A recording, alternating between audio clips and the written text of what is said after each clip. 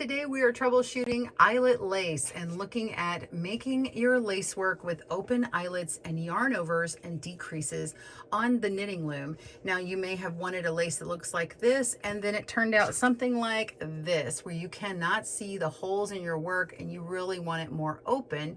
And there are different types of yarn overs that will achieve that different look, but there's also different ways that the stitches move to make it more or less apparent. So you might have done this, but you really wanted something that moved a little bit more like this. So I'm going to show you those different ones and how to do different types of yarn overs to achieve a more open or less open look.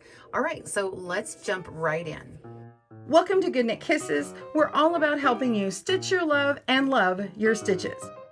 For our eyelet tutorial today, we're going to be concentrating on the 3 different types of yarn overs and how to make corrections to your yarn over in order to make it more open or a little bit more closed off. You can work a decrease in a knit 2 together or an SSK and achieve slightly different looks, but also you can cause the yarn to move slightly different depending upon if the yarn over is before the decrease or after the decrease. So here's an example where I'm working 3 different types of yarn overs on the knitting loom. So we'll get into that in just a moment. What you need to know is you can use any type of loom and appropriate gauge yarn. I happen to be working with a 3/8 gauge loom and a number 4 or medium worsted weight yarn. So grab your supplies for that, and you need maybe about 20 stitches to cast on. So I've already cast it on and put on about 4 or 5 rows. Now you can get the pattern for this simple eyelet lace down at the video description below, as well as our blog for information on this tutorial and more tips and tricks that follow along with it. All right, grab your supplies and we're going to dive right in. You can find a right and left-handed video tutorial link down in the video description below. All right, so as I said, there are 3 different yarn over types that we're going to be talking about in this video, and depending upon if you put them in front or back behind the decrease, it will have a different appearance as to how the yarn moves in your stockinette field or whatever you're doing on your pattern. Okay, we're not going to concentrate on what type of decrease it is, although I'm going to show you how to do all of these in the order that I did them on this sample. But first I want to talk to you about the yarn overs. So the 3 types. There's actually really 2 types. It's the E-wrap yarn over, and those are used right here on these 2.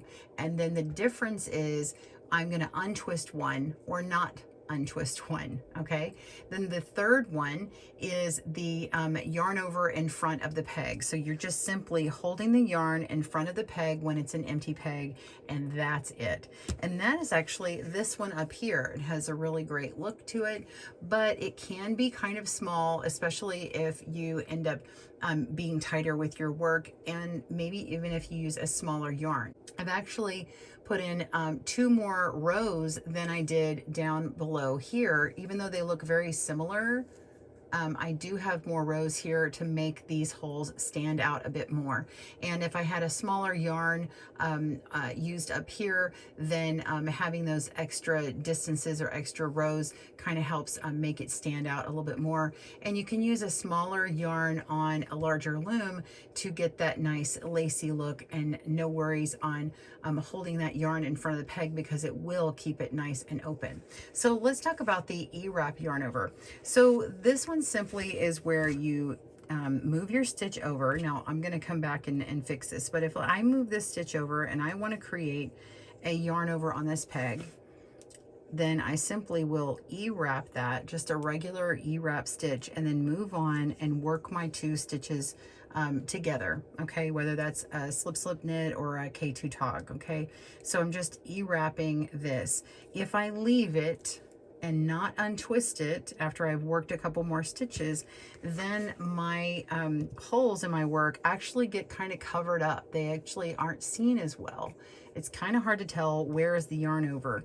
I have actually a decrease here and my yarn over is here, but it's being covered up because that twisted part of the yarn over is in front. It's obstructing my hole. See, here's my hole, and here's that little loose piece of yarn that's covering it up, and then there's a piece of yarn in the back covering it up. So all of these look like this. In fact, I had the same amount of rows distance wise between my yarn overs and decreases from here as I do here, as down here. So between here and here is the same number of rows as I do up here. Okay, now example down here, I've done all of these the same way. What I did is, as soon as I knit my stitches together, as soon as I worked them together, I came back and I untwisted that stitch, and it left me with extra yarn here, extra long loop. And then I continued working on my stitches, and then when I work back, I'll knit this just as a normal stitch and keep going on, and then I have this nice open look. But if I do not unwrap that, which is faster, then what happens is I'll get something like this where it looks closed off. So all of these are the same except for this one. It looks like a little eye wink, like, oh, I just closed my eye. And the only way to fix that is to go back and untwist it. So here it is again, there's my hole, but you can't see it because that extra yarn is laying in front, obstructing your view. Okay, so if you untwist it, it looks like this. If you keep it twisted, it looks like this.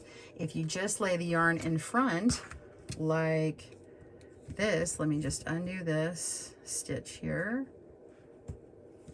Ta-da! If we just simply lay it in front and then work our stitch,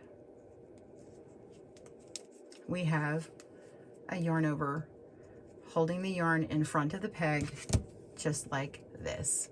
Okay, all right, let's move on, and I will show you how to create these stitches in this movement so you can play with yours and get an idea how the stitches move. It'll look like this or this. In fact, I'll use this stitch here and I'll just show you what that looks like.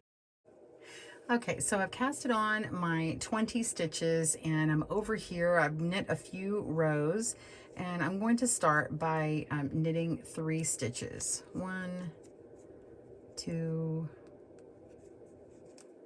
and 3. And let's make our first yarn over and decrease. This one, we're just going to take our next stitch and place it on the next stitch, on the following stitch. Okay, we're not going to worry about if we're doing SSK or knit 2 together here, so slip slip knit or knit 2 tog, K2 tog.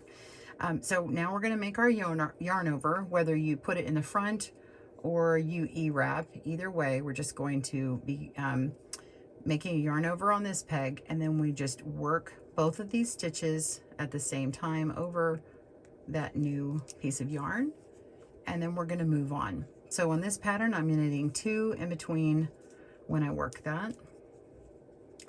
All right, and now let's change the placement. What if we want to do that same exact stitch with the yarn over after it? Okay, same thing. We're going to take our next stitch and move it on to the next stitch after that, and go ahead and put your yarn behind this empty peg for now, and we're going to work these 2 stitches over, and now we're going to pick that up and move it to our empty peg, tighten it up, and now we're just going to simply yarn over in front of the peg or do your E-wrap yarn over and move on. So now I'm going to do my 2 knit stitches in between. Oops. Okay, there we go. So now we're going to do the second half. So we just did these 2 stitches here, and now we're going to do these where it's going to move inward like that. So if you notice in my sample, I have the yarn overs on the outside of the decreases here. So I'm going to do the same over here. I'm going to put the yarn over first, then the decrease, knit 2 stitches, and then we're going to do a decrease and a yarn over, and they're going to be the same types as each other.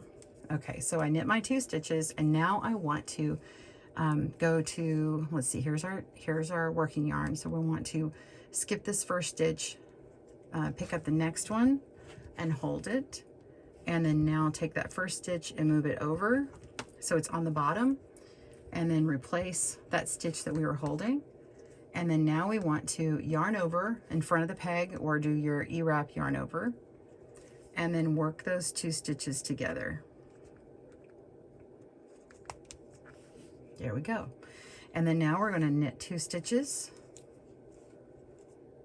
And now we're going to do our next decrease and then a yarn over. So this same increase will put this stitch on top of this one.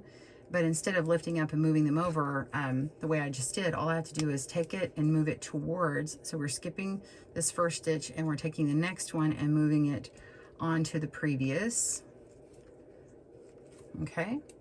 And then now we can work our decrease.